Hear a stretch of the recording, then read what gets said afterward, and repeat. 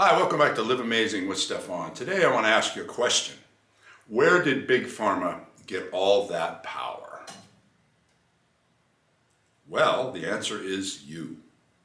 The fact that humanity has given up all responsibility for their health, they don't want anything to do with it, and they don't believe that they have any power to do anything about it, gives Big Pharma all the power. Now, Big Pharma doesn't want the power, but when you run to the doctor with a whole host of side effects from the fact that you're out of balance and don't care, the doctors have been over the centuries coming up with remedies for the side effects of our imbalanced way of living. They don't know that, but that's what they're doing. Any of the maladies that we have, 80% of them, come from the fact that we're fueling our bodies in an imbalanced fashion and or poisoning ourselves. We're not maintaining our body's health through the correct stimulation and exercise. And as of late, we're not balancing our hormones. We'll give you a break on the hormones because that's only been around for 25 or 30 years. So the other two, stimulation versus fueling, has been the root of all of our ailments. We don't want to do anything about it because we don't want to change the way we're living. We like to eat, drink, smoke, and do whatever we do, but when we break down, we go to the doctor and say, fix this. They can't fix it because the fix is in the root, which is in the way you live. All they can do is prescribe supplemental remedies for the symptoms, and that's their job. They're malady managers. Well, over the centuries and over the decades that have happened, Big Pharma has come forward and they have this amazing amount of drugs. Thank God for ibuprofen, Tylenol, that's a big one. Penicillin, antibiotics. Those are helpful things. Now, if you have a situation where Big Pharma is helping you, I'm not telling you not to do it, but why can't we take control of our health and then when necessary use what Big Pharma gives us? We scream about health care because we don't want to do anything about our health and we want to go to the doctor and eat all this expensive medication, and we're crying because Big Pharma charges so much for it. Well, take care of yourself and stop paying Big Pharma. It's cheaper to eat right in your kitchen using the money you're already spending. Take the activity that you're doing and do it correctly so that your body's stimulated to become stronger and healthier with the nutrition you're giving it, and say goodbye to 80% of the reasons you go to the doctor in the first place. Wow, you just put Big Pharma on the back burner. They're no longer your top concern. Yes, we need health care in case you get in an accident or somebody falls off a building. Things that are unforeseen. Of course we need health care, but health care would be a lot less expensive if we weren't running there every time we have some little ailment due to the fact that we don't want to take responsibility for our health. Okay, Stefan, how do we do that? Oh, I'm glad you asked.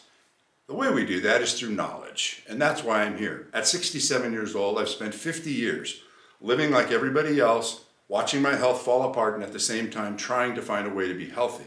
The last 5 years, I've incorporated creative bodybuilding, which are the components necessary for optimal health in the most easiest and functional way that they can exist. The key is they must be used correctly and they must be used together, or it will not work.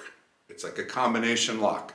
You can't leave one of the numbers out, the door won't open. This information is available in both of my books. The first one is Live Amazing. It's the shortest, easiest version to digest and apply.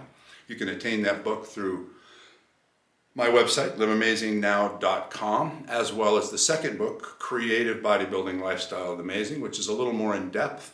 Both books give you everything you need to take control of your life.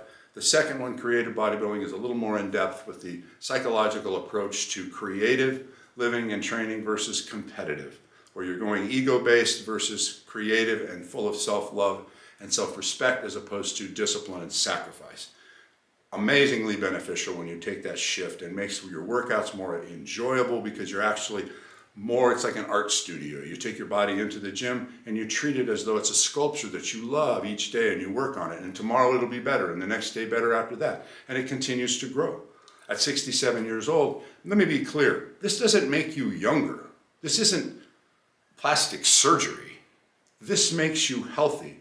And I just did a video that is talking about how youth and health have nothing in common.